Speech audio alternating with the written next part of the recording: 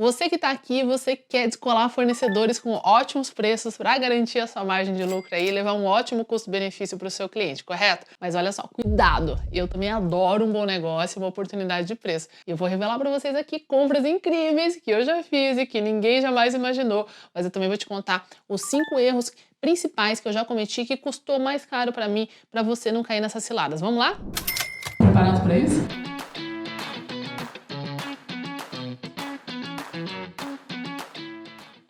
Eu sou Andressa Rando Favorito, sou consultora especialista em gestão de negócios de moda e nesse canal aqui você encontra toda semana aulas valiosas e sacadas para você também ter um negócio de moda realmente lucrativo e profissional. Então se inscreve já no canal para não perder nenhuma dica ou nenhum vídeo. Eu sei que quando a gente está montando uma coleção, seja de marca própria ou de revenda, a gente tem os produtos em mente que a gente quer e aí a gente começa a caça aos nossos fornecedores, né? Assim, se você tem um mínimo de preparo para isso, você já deve saber que você tem que ter claras as quantidades, os preços de custo e as datas que você pretende vender aqueles produtos antes de você sair comprar eles. Se você não sabe como encontrar fornecedores, continua comigo aqui nesse vídeo que eu vou te ajudar com isso também, combinado? Mas aí nessa busca você encontra de todos os preços, de todos os tipos, ou alguém te passa uma dica e você vai lá atraída pelo preço. Parece às vezes bom demais para ser verdade? Olha só, às vezes é mesmo, tá? Mas às vezes não, às vezes pode ser uma excelente oportunidade que simplesmente seus concorrentes tiveram preguiça de ir atrás, não descobriram ainda, e aí você vai ter muito mais margem e vai conseguir ser muito mais competitivo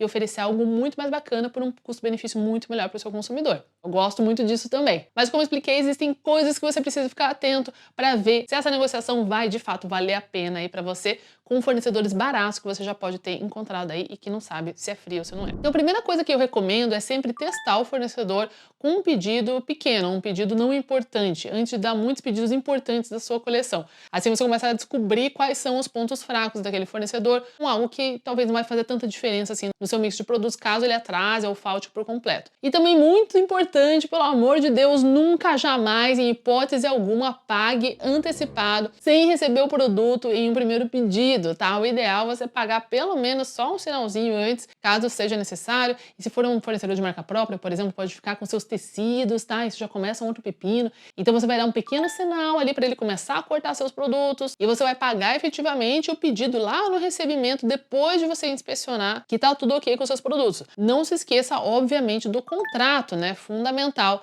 nesse tipo de contratação. Lá no Moda de Sucesso Pro, meu curso completo, a gente tem um módulo inteiro só sobre fornecedores para vocês terem uma ideia. Tem modelo de contrato e todo um checklist antes de encontrar um fornecedor. Mas vamos lá! Ou se você for comprar produtos acabados, já prontos de terceiro, pague apenas se for pronta entrega o pedido completo. Aí você tá lá e você conferiu o estoque que você vai levar, aí tudo bem. Ou novamente você pode dar uma entrada e o restante no recebimento do pedido completo, lá quando você receber ele. E aí é o seguinte, nesses primeiros pedidos, teste o fornecedor para conferir que ele está entregando direitinho, que ele tem uma boa comunicação, que ele está sendo honesto, que os produtos estão entregando o que prometeram. E aí você vai gradativamente aumentando a sua confiança, a sua compra com ele e o relacionamento assim vai se aprimorando nessa parceria. Mas então quais seriam o que eu diria que são os 5 maiores perrengues que você pode passar comprando de fornecedor barato? A primeira delas é a má qualidade. Então, o que é a má qualidade? Obviamente, você vai ter fornecedores de todos os tipos e você vai ter um mix de produtos. Se você comprar todos os seus produtos só dos fornecedores mais baratos, você vai estar sacrificando um pouco da sua qualidade, a não ser que você trabalhe naturalmente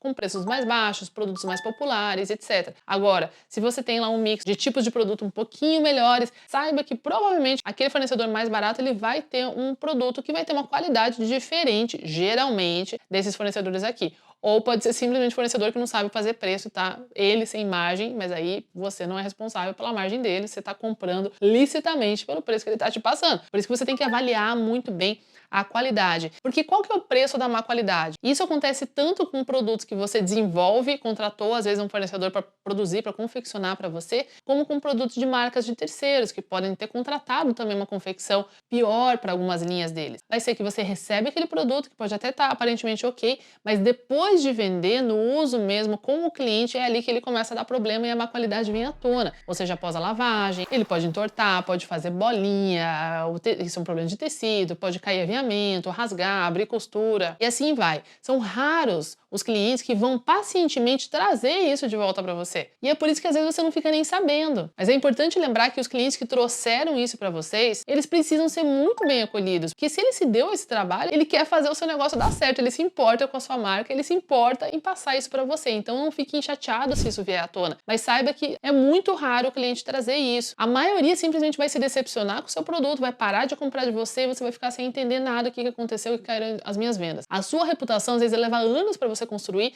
e esse tipo de decepção estraga toda essa confiança que você conquistou aí com seu cliente e isso tudo tem um custo sim. Então é claro, vai pagar menos no fornecedor, avalie se aquela qualidade mais baixa é algo que você consegue absorver e que não vai ter um impacto tão negativo ali no seu negócio. Agora, desses 5 perrengues aqui, tem um perrengue que acho que foi onde eu perdi mais dinheiro, de fato, com um fornecedor ruim, e eu vou passar aqui pra vocês. Mas vamos lá para o nosso segundo perrengue principal, onde você perde dinheiro com um fornecedor barato, que é o custo de refação, tá? Isso acontece muito com marca própria, onde você pode dar o tecido pro fornecedor, dar as orientações, aprova os pilotos, tudo direitinho, e aí quando chega o estoque final pode ser um acabamento que veio errado, impactou no produto, uma cor que foi tingida errada, às vezes em todo o seu tecido, algum erro desse tipo. E aí você fala, ele falou que ele vai arrumar, ele vai corrigir e tal. Mas agora vamos lá, qual que é o custo da refação? Primeiro que se você pagou com antecedência pelo pedido, meu amigo, minha amiga, eu que esqueça, né? É muito, muito raro um fornecedor que vai ter essa honestidade, essa ética,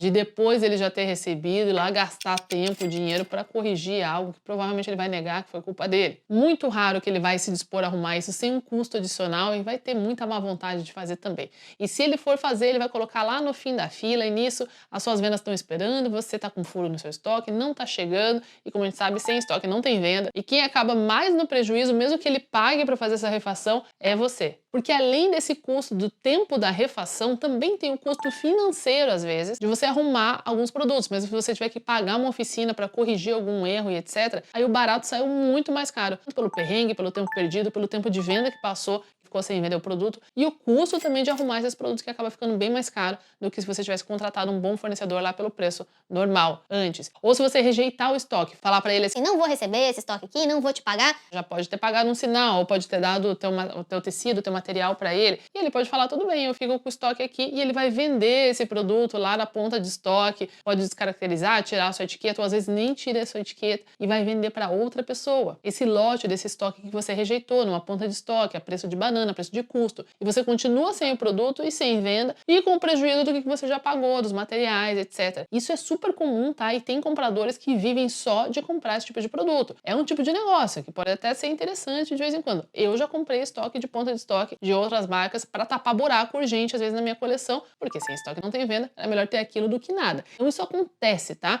Mas quem perde nesse caso é sempre você, e fazer uma recuperação judicial dessa perda é muito difícil, demora muito tempo. É bom ter o contrato, porque isso inibe um pouco mais eles de darem esse tipo de furo, mas é algo que realmente você não quer passar e que vai custar muito mais caro do que se você tivesse pagado um pouquinho mais ali pro outro fornecedor. O terceiro perrengue é a queda de reputação com o cliente. Isso mesmo, então reclamações públicas do seu cliente, detração de clientes, como eu falei lá no ponto 1, que a gente estava falando, que é relacionado à má qualidade, ou mesmo pela falta de produto, né? Aquele hashtag sem estoque não tem venda, também gera muita insatisfação da expectativa do produto na sua loja ou da sua marca e não ter. Por exemplo, numa virada de estação, de coleção, ou época de presentes importantes, como Dia das Mães, Dia dos Namorados, Natal, etc. Se você não tiver, por exemplo, roupa branca para Ano Novo em dezembro, isso faz a confiança e a reputação do seu negócio cair também. E isso tem um custo para o seu negócio também. Agora, lembram que eu falei qual que era o perrengue que mais me custou dinheiro, onde eu perdi mais dinheiro nessas brincadeiras aí? É definitivamente esse quarto ponto aqui, que são os atrasos. Porque, veja, uma coisa leva a outra. Mas, infelizmente, essa cultura no Brasil de não respeitar prazos é muito séria e impacta diretamente a sua oferta de produtos. Isso acontece no exterior também, não é só aqui, mas aqui é mais comum ainda, então a gente tem que ser mais linha dura ainda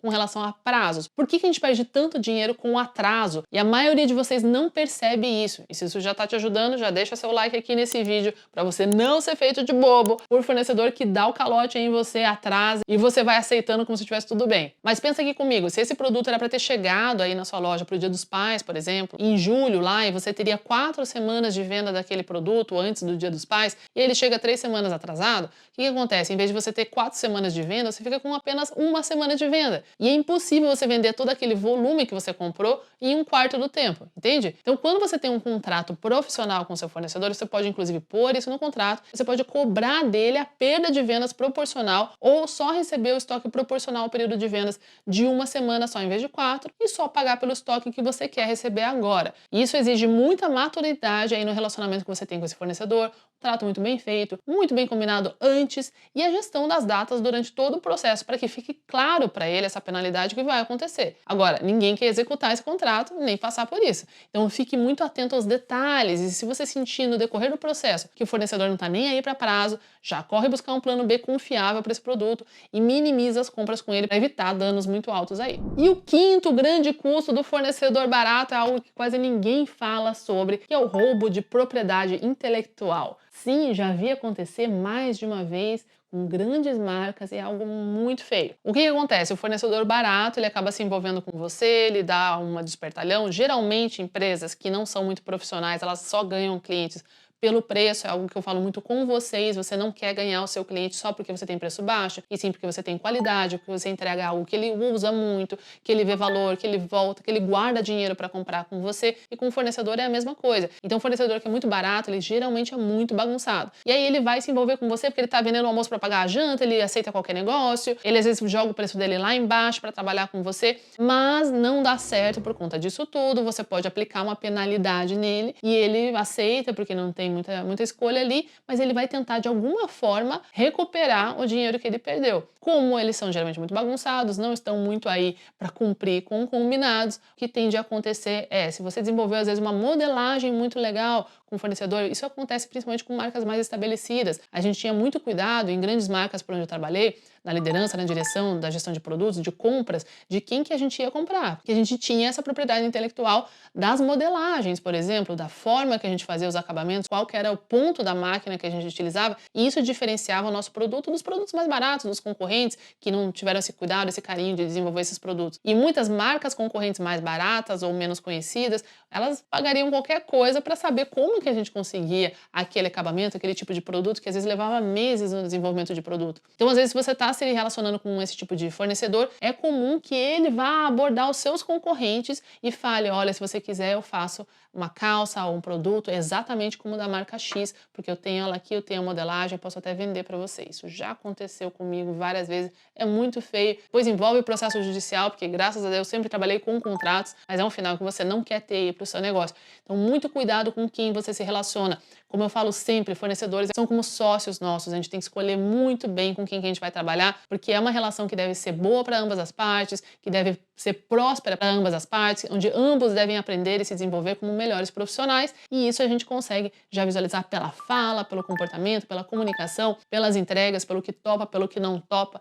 Então, cuidado com o fornecedor de preço baixo. Você pode sim encontrar fornecedores baratos que simplesmente têm uma gestão muito melhor, muito mais eficaz na produção, ou às vezes eles descobriram tipos de hacks de tecidos que são baratos, alívios fiscais, por exemplo, e se tornam mais competitivos. E aí eles são mais baratos por serem melhores, mais eficientes, mas alguns outros simplesmente jogam o preço lá embaixo para ver o que acontece e são muito irregulares em outras áreas, como vocês ouvem falar muito por aí na mídia. Então esses são os perrengues que você tem que ficar atento na hora de contratar fornecedores que são mais baratos. E eu falei para você que eu ia te ensinar o passo a passo para você encontrar os melhores fornecedores em preço, prazo, confiabilidade, não falei? Então eu preparei uma aula bem completa só sobre isso para você aqui. Segue aqui no próximo vídeo, que é tudo sobre como encontrar os melhores fornecedores. Te vejo lá.